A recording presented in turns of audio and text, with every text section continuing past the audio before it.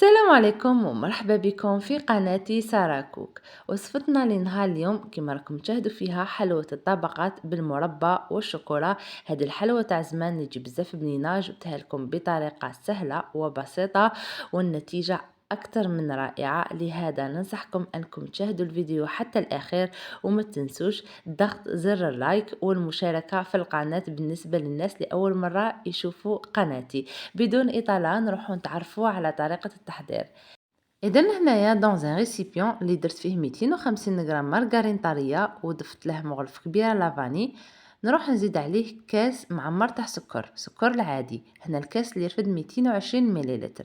ونخلط الدهان تاعي ولا الزبده تاعي مليح مع السكر حتى نتاكد بلي هذاك السكر قاع دابنا مع الزبده ونتحصل على خليط اللون تاعه يكون ابيض.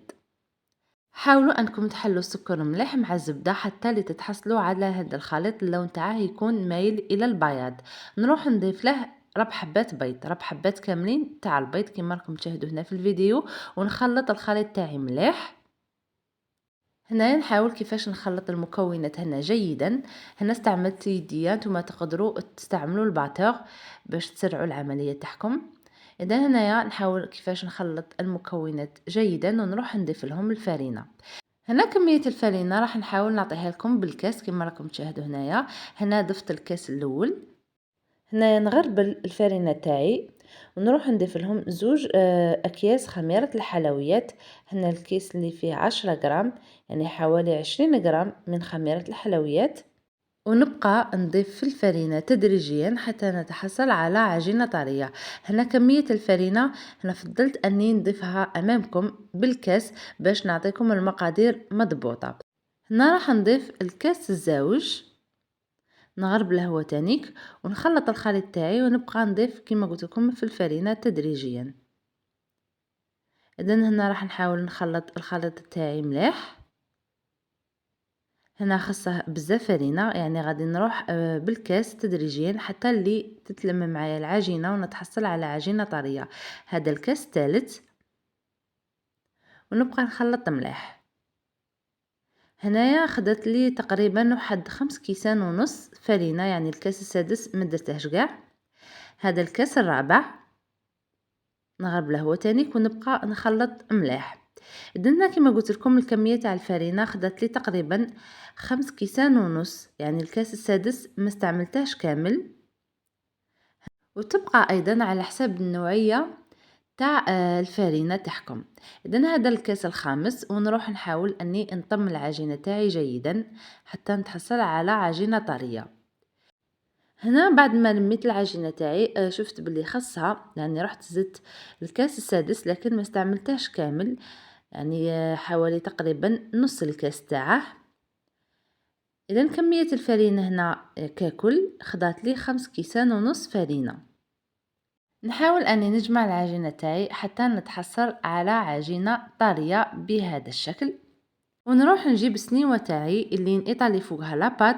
هنا سنيوه غادي ندير فوقها ورق الطهي. هذا الورق غادي يسهل لي بزاف عمليه اني نحط الطبقات تاعي فوق بعضياتهم.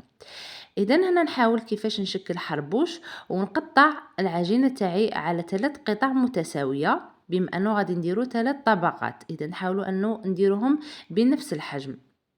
بعد ما نقطع العجينه تاعي الى 3 قطع متساويه نفضل ان نديرهم في كيس بلاستيكي باش لاباط تاعي ما تنشفش في حين نروح نطالي العجينه الاولى.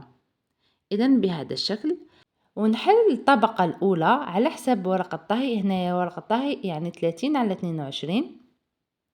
نحاول اني نحلها على حسب ورق الطهي ونروح نحطها مباشرة فوق السنيوة، يعني بها بورق الطهي العجينة تاعي هنايا. ونحاول كيفاش نتقبها بالفرشاة باش في الفرن ما تطلعناش وتطيب على مستوى واحد وتجينا يعني نيفو واحد والشكل تاعها يجي شباب. اذا هنا بعد ما نتقب كاع الوجه تاعها نروح نضيف عليها مربى المشماش.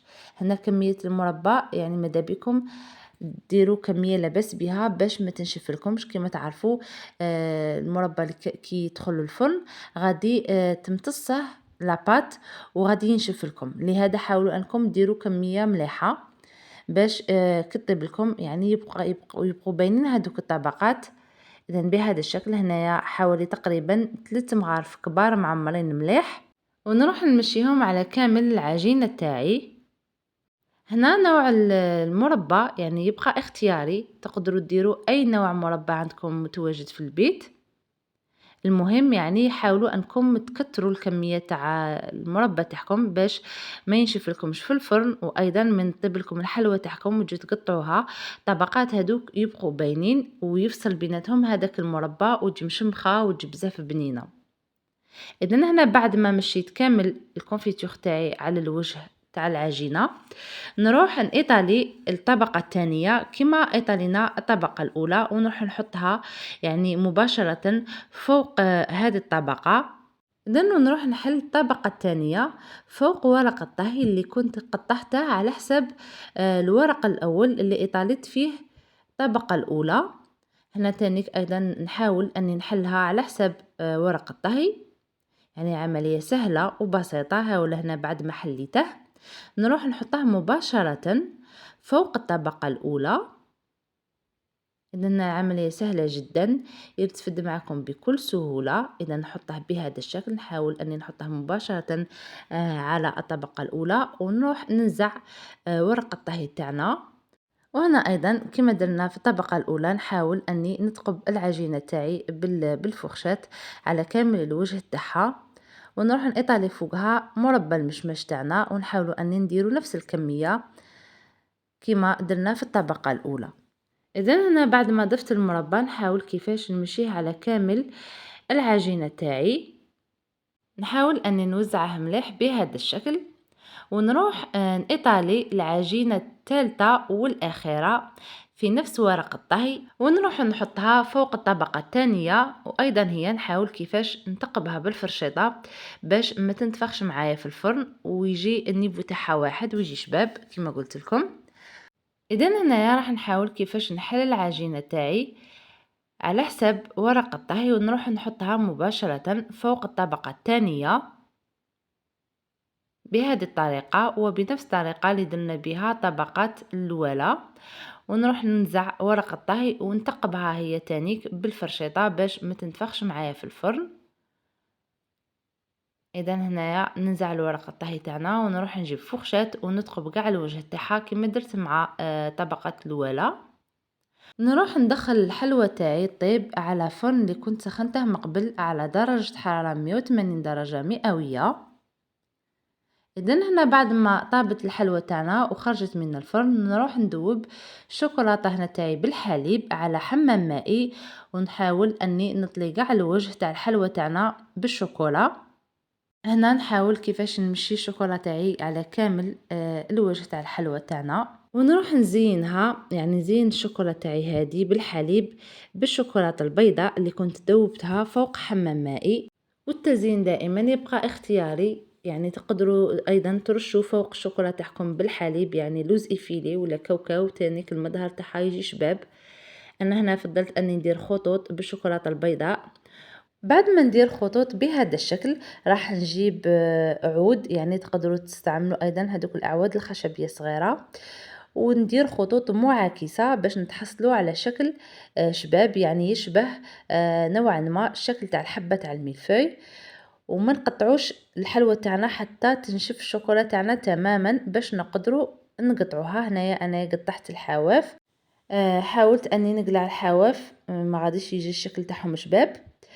ونروح نقسمها الى مربعات، ودائما كل وحده على حسب الذوق تاعها كما تقدروا تقسموها يعني دي لوزونج يجي الشكل تاعها تانيك شباب. اذا هنا بالعود هذا البلاستيكي اللي كان عندي نعمل هكا خطوط ونبقى نعكس فيها حتى نتحصل على هذا الشكل النهائي. هنا كما قلت لكم نروح نقطع الحواف ومن بعدها نقطعها الى مربعات. اذا الشكل النهائي تاعها يجي بزاف شباب، هذوك الطبقات يجوا باينين، والشوكولا اللي خدمناها بهذا الشكل تعطيها مظهر راقي وبسيط في نفس الوقت. ننصحكم انكم تجربوا الوصفة وما تنسوش تبارطاجوها مع اصحابكم واصدقائكم. وفي الاخير كما عودتكم نخلو ختامها مسك بالصلاة على الحبيب المصطفى صلى الله عليه وسلم، ونضرب لكم موعد اخر مع وصفة اخرى. الى اللقاء.